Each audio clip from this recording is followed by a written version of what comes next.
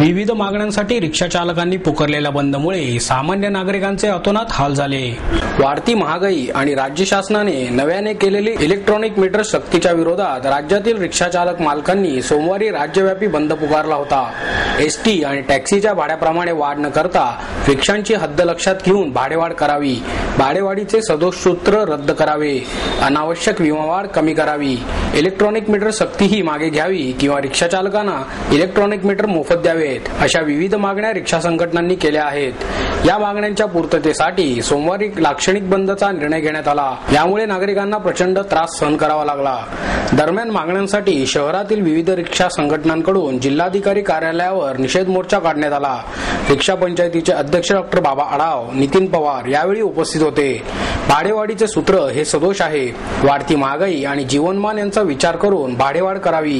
राज्यातील 15 लाख रिक्षा चालक मालकांची ही मागणी आहे, त्यामुळे त्याकडे गांभीर्याने पाहावे।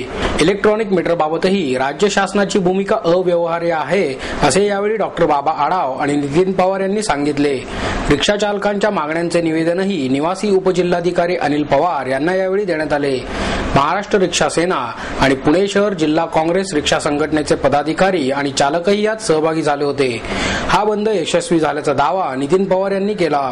शहरातील सर्व संघटना या बंदमध्ये सहभागी झाल्या होत्या, मात्र काही ठिकाणी खासगी वाहतूक सुरू होती। पिंपरी चिंचवड परिसरात बंदला संमिश्र प्रतिसाद मिळाला, असेही त्यांनी यावेळी सांगितले।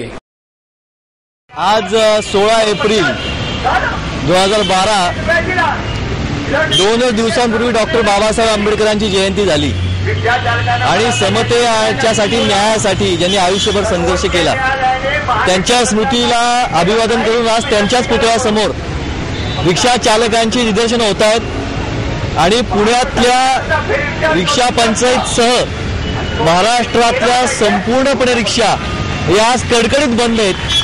मी महाराष्ट्र राज्य कृती समितीचा सरचिटणीस आहे। आज सकाळपासून मला फोन येत आहेत, उत्तर महाराष्ट्रात बंद आहे, विदर्भात बंद आहे, मराठवाड्यात बंद आहे, मुंबई 100% कडकडीत बंद आहे। आणि हे ज्या पार्श्वभूमीवर घडते, म्हणजे सर्वोच्च न्यायालयाने सरकारने जो इलेक्ट्रॉनिक मीटरच्या सक्तीचा निर्णय घेतला होता त्याला दुजोरा दिला आणि रिक्षा संघटनांची याचिका फेटाळली, तरीही रिक्षा चालक हे न्यायालयासाठी रस्त्यावर उतरले, हे नोंद घेण्यासारखं आहे। सर्वोच्च न्यायालयाने वेगळे आदेश दिलेले नाहीयेत, फक्त सरकारचा आदेश कायम ठेवलेला आहे। आमचं असं आव्हान आहे सरकारला की या महाराष्ट्रातल्या 15 लाख रिक्षा चालक तरुणांशी, प्रामुख्याने तरुणच या व्यवसायात आहेत, त्यांच्या जीवनाशी खेळू नये सरकारने आणि इलेक्ट्रॉनिक मीटर सक्तीसारखा अत्यंत अव्यवहार्य निर्णय हा मागे घ्यावा, तो सरकारचा अधिकार आहे। आणि मीटर टॅम्पर प्रूफ पाहिजे का इलेक्ट्रॉनिक पाहिजे? जर फेरफार न करणारं म्हणजे टॅम्पर प्रूफ मीटर हवा असेल तर सरकार ज्याप्रमाणे दावा करते त्याप्रमाणे त्यांनी जे टॅम्पर प्रूफ सील शोधून काढले, जे इलेक्ट्रॉनिक मीटरला लावलं जातं, ते सील त्यांनी मेकॅनिकल मीटरला लावावं ना, म्हणजे सगळ्यात मुद्दा निकालात निघतोय। त्याचबरोबर या 15 दिवसापूर्वी 1 एप्रिल पासून थर्ड पार्टी इन्शुरन्स मध्ये पुन्हा एकदा 500 रुपयांनी वाढ झाली। मागच्या वर्षी ती 1000 वाढली होती, म्हणजे आता ती 3100 रुपये थर्ड पार्टी इन्शुरन्स रिक्षावाल्याला भरल्याशिवाय कायदेशीररित्या त्याला रिक्षा रस्त्यावर आणता येणार नाही। दुसऱ्या बाजूला रिक्षा चालक हे पासिंग करत नाही म्हणून त्यांना जोडायचं आणि पासिंग करू नये अशी व्यवस्था सतत कर वाढवत, विमा वाढवत करत राहायची, हे अन्यायकारक आहे। गेल्या 1 वर्षात दुपटीने विमा वाढलेला आहे आणि कुणाचा वाढलाय? ज्या रिक्षाचा अपघाताचं प्रमाण 1% नाही, क्लेमचं प्रमाण 1% नाही। विम्याचं बेसिक प्रिन्सिपल आहे, मूलभूत तत्व, की कमी जोखीम कमी हप्ता, जास्त जोखीम जास्त हप्ता। रिक्षाचं 1% अपघाताचं प्रमाण नसताना त्यांना विमा का वाढतोय, या प्रश्नाचं उत्तर आम्हाला मिळालं पाहिजे। आम्ही आज शासनाला इशारा दिलेला आहे।